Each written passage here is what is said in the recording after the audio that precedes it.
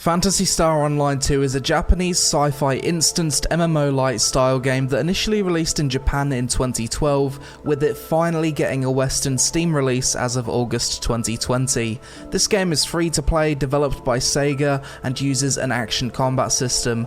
I was planning on covering this game sooner with the Western release, but I had so many issues getting it working with the Windows Store that I've only just recently managed to get the game to run with the Steam release. Additionally, it was recently announced that this game will go through a massive visual overhaul in 2021 with its next expansion, New Genesis, so don't let the graphics put you off too much. But first, a quick word from today's sponsor. AFK Arena is a chill mobile RPG available on both Android and iOS, in which you put together a team of heroes to fight through different levels against more and more difficult enemies. In this game there's over 80 different heroes to collect, each of which have different rarities, classes, pros and cons, and equipment. Right now there's currently a crossover event between AFK Arena and Assassin's Creed in which you can add Ezio to your roster, leveling him up, equipping new gear, and unlocking different abilities. As you play through the game, you level up your heroes and equip them with epic loot dropped by monsters, and unlock new abilities the higher level your heroes get. AFK Arena is designed to be a simple yet enjoyable RPG for people that don't have a lot of time, but want something to play on the move to give them that fun sense of progression that leveling up in an RPG offers. This game also makes you feel like a collector, from unlocking new characters, to getting lucky with rare weapon drops, and choosing a hero lineup that complements each other in various battle scenarios. So if you're looking for a chill mobile game to distract you at work, school, or just to break up the day, then click the link in the description below to try out AFK Arena and claim Ezio for free for 7 days. Phantasy Star Online 2, let's create a character. First thing we're going to do is select a race and gender. You've got the human, new man, looks like some kind of elven race, caste, mech people, pretty cool, and Dooman, a race born from photon research on humans. Right. Reading this thing at the bottom, it says humans are very versatile and suitable for all classes, so I'm going to do that. 6 different classes. You've got the hunter, the ranger, force, braver, bouncer, and the summoner. The first time I played this game I went with hunter, but a lot of people recommend bouncer as a very fun class. You get a jetpack and dual wielded swords, so that sounds pretty good. 10 different starting presets when it comes to the character customization. Let's start with this one. Have some facial tattoos if we want, no thank you. But we can have a beard. I quite like this hairstyle to be honest, but the beard doesn't really suit it. Wait, what? Actual dickhead hairstyle. You can have female hairstyles as a guy in this game if you want to. Oh my god, there's so many options, but I don't really want to get into it too much really. I'm quite like how he looks. You can have a super skinny character, or you can have a super fat character if you want to. 13 different choices for starter outfits, I like that. Change your starting outfit color as well. I'm surprised the game's given me so many choices when it comes to accessories, hats and outfit types right off the bat, because usually for a free-to-play game this is the kind of thing they charge for. It wouldn't be a game from Japan if there wasn't an option for cat ears. Kenshiro, human male bouncer. Sounds good. Let's go. English voice acting, okay. It's you I'm talking to. Mate, is you, mate. I'm not used to hearing British voice acting like that, but it sounds like an American putting on a British accent for the voice acting, not a natural British speaker. Ooh, dude, the movement. What the hell is this class? So I fly through the air with these space boots, and I'm like a kickboxer. The running and movement is very fast. I can kick the trees down, can I? Nice. So this game has a double jump as well. I've got a middle mouse button. What does that do? I'm not sure, but it's cool. So if I press shift, it changes the abilities in the middle of my screen to my photon arts, which are supposed to be finishing moves. Combat seems fairly well designed so far. We've got a monkey alien to fight, have we? Let's fly over to him and kick his ass. Yeah, the combat feels really solid so far. This jetpack thing is so cool. Oh, I see. To dodge, you just press the movement key twice. I'm pretty sure the hunter class didn't feel this good the last time I played the game. This brawler class feels fantastic. Oh, I see. So my basic attacks recharge my PP, and then I use my photon attacks to spend my PP. Time for the first boss. Just get in there, pop some big damage on him. Ouch! That hurt. Ooh, dodge! Hit him with the big damage. And he's dead. GG. You seeing this, mate? Giant robotic spider monsters coming out the floor. This is what you're dealing with on day one of landing on a planet. That's a sign to nope the fuck out of there. Okay, lots of things spawning. It's a pretty cool opener, just using my jetpack and flying into things. Fucking hell spawn popping out of nowhere. This is boss number 2, is it? Bloody hell. Right off the bat, we're fighting giant ass monsters. Looks like these things. I need to take out the legs or something first. Okay, I've pressed the scroll wheel. It didn't teach me this in the tutorial. And this is changing my weapons. Oh god, I'm dead. Okay. He summoned a giant unicorn robot. That's one way to deal with it. That reminded me of a Final Fantasy style summon. So this class comes with 3 different weapons. Number 1, the jet boots. Number 2, the soaring blades. And number 3, the gun blade. Each weapon has 6 abilities. You've got 3 weapons. So that's access to 18 different abilities at once. Rank S. I didn't feel like I got a rank S, but... thanks, game. So this is the main ship, is it? That's the tutorial phase done. We've got all our health back, and now we're in the main lobby with the other players. Main quests. Forest exploration, level 5 and up. But I'm only level 3. The game's open mic by default. That's a bit spooky. I'm glad no one's joined. Check, check. Testing, testing. Okay, we've turned off open mic. Fantastic. These are the players? I feel like testing out the dual-wielded swords. This guy's in my team, apparently, but level 56. Not too far into the game, and I'm already grouped up with other players. Pretty cool. The dual-wielded swords are pretty fun. Okay, lots of monsters here. Let's get in there and do some big damage. This has been more fun than expected so far. Let's whack its back legs. Dodge. Cut it up. Slicer. And it's dead.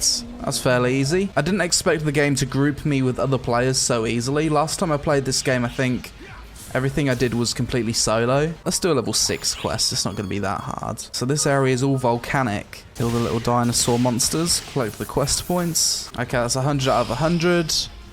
And that's GG, I think. Perfect score again. I don't understand why these high-level players are playing with me. I really don't understand. I'm just choosing the missions and they're following along. I don't understand how it benefits them. I like this class. I can just kind of zoom through the air for ages. I hope I'm playing the game correctly. I really don't know if I am. Is that it? There's not even a boss. Urgent quests. What's this? Okay, there's a bunch of other players here as well. Hopefully they can carry me. If I press the Z key, it actually changes my view. Let's get in there, I guess. This has given me a lot of XP straight away. Let's just try not to get hit, because I have a feeling I may get one shot. That's level 6. Maybe levels don't really matter that much in this game. That's pretty fun. Boing. Oh, some big monsters spawning now. Let's get in there. Big damage. Is there any way I can spawn a robot? Ooh, maybe. Activate AIS. Okay. Okay. So now I've just got in a giant mech. Yes, please. Just hold down left click and it auto aims onto things. It's a bit of a clusterfuck, but it's pretty fun. Dude, this game's crazy. Okay, apparently I'm level 9 now as well. This is what I need to do if I want to level up quickly. Do higher level content with big groups. It's a legendary thing on the floor here. Wait, I can jump on this? Okay. Seems like a good idea. Wave 6. And that is what looks like the big main boss. One thing I can definitely say about PSO2, which can't always be said for these kind of instanced stage-based games, is it definitely feels like a multiplayer game very early on. It looks like a bloody war against these mobs. Wait, this one looks especially huge. Let's hit it in the arse. Zerg it down, boys. 2000 XP drop right there. Big box of loot. Rare drop. My inventory's full, so I can't loot any of this epic gear. So that's taken me to level 15. So now I need to figure out how to equip my character with gear. This is the worst UI I've ever seen in any game ever. Like, #1 worst UI. It's just so much pointless fucking information. I can't believe someone sat down, designed this UI and said, yeah, that'll do. Just want to equip the best gear, go out and fucking kill stuff. That's all I want to do. After much trial and error, I've finally figured it out. Back at the volcanic caves, I just need to advance to the final area. Hopefully there's a nice big boss waiting for me. This thing's so big on my screen, I just can't really see what's going on. It's a bit of a clusterfuck. Oh, okay. We've got a giant lava dragon, have we? Stop moving. Dragon! Let me attack you in the tail. He's just standing there letting me attack him. Nice one, idiot. Wait, he's going underground? Dragons can't go underground. What do you mean? He's now covered in gold or something. Oh, really? Well, that was anticlimactic. I'm kind of thinking if this game wasn't Japanese, if this was like a Western-made game with Western graphics, but the exact same gameplay and the exact same game, I don't really think it'd be that popular. I think the combat looks better than it actually feels to play in this game. Like, if you just look at it, like the animations and everything look super cool, but in reality, you're not really pressing that many buttons. It's ultra simple. To be fair, these main story boss fights are actually pretty cool. It's the normal mob killing and going through the different areas that I find super boring. Ooh, fuck off! Okay, it didn't one-hit me, I feel lucky. So I guess I need to attack these little hands first. Imagine that just running at you. Okay, now he's injured, let's go for the chest. He's gotta soon be dead. There it is. That one wasn't too hard, it was just bloody creepy. Let's explore some other areas of the game because I'm a little bit bored of the missions now. These 3 lifts take me to the shopping plaza. Let's check it out. Here I can enhance gear apparently. Enhanced from 0 to +6. So we can actually go down the slide. Slide. I remember this place. This game has an in-game casino. This game costs 100 coins. I don't know if I've got limited ammo or something. Shoot the giant king thing. Come on, kill it. Perfect. How do we do? I had 500 coins, now I have 457. I'm not really too sure what I won, if anything. But this is just slots. This doesn't cost too much. Oh, we just won a lot. One play, 500 coins. We won 300 from that one. Wow. I'm actually positive. Oh, it attacked me. We've lost coins! I went from winning it all to losing it all in about 5 seconds. Let's see if we can take on Tundra exploration. It's a much higher level than what I am, but maybe it's possible. Bit of relaxing fishing in the snowy tundra. Got some spring onions. Ouch. So you can gather things like 3 times in each spot and then you deplete the resource. Fever. Gathering feels kind of fun in this game. Lots of flashy stuff pops up every time you gather. Kill this bloody monster. 3,800 XP just for gathering. Gathering is insane XP in this game. Heal to full. Let's take on the final boss of this area. Not as giant as the previous boss, and there's a second one waiting up there. How to kill every boss in this game. Attack its back legs. Oh fuck, that hurts. Heal. Come on. Oh, he's dead. So I guess level recommendations don't really mean that much in this game. And with that victory, I think I'm gonna wrap it up here. So after playing PSO2 for a bit, my first impressions of the game are as follows. The combat seems decent, but nothing too amazing. I enjoyed the boss fights where you need to focus the weak points to bring them down. I think the casino area is a nice place to take a break from the standard gameplay of missions. The game has a unique theme and aesthetic that fans of both anime and sci-fi will probably enjoy. The game has some really cool crossover events with other well-known IPs such as Persona, Nier Automata, Monster Hunter, and so on. The game is getting a big overhaul with PSO2 New Genesis next year, which based on the trailer looks like it's going to make the game look much more up to date. Unlike many other games of this style, you encounter and play with other players very quickly, and the game is free to play on Steam. Depending on your country, this game might be a pain in the ass to get running due to the North American region lock. I hated the user interface in this game.